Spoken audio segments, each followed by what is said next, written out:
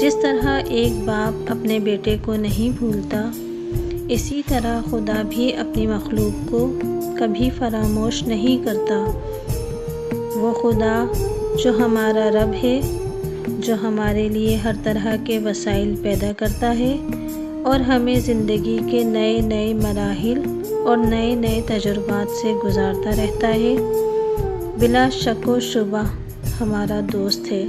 مقدس کتابوں کا مطالعہ کرنے کے بعد جو انکشافات ہوتے ہیں وہ یہ ہیں کہ خدا اپنی مخلوق کا ساتھ کبھی نہیں چھوڑتا، چاہے ہمارے جسمانی خد و خال کتنے ہی مختلف کیوں نہ ہوں۔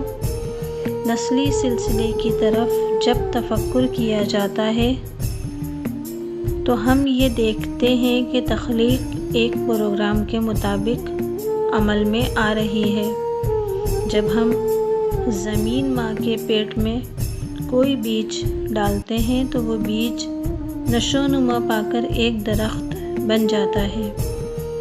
بیج جب زمین کے اندر ڈال دیا جاتا ہے تو وہ زمین سے پانی کو جذب کرتا ہے۔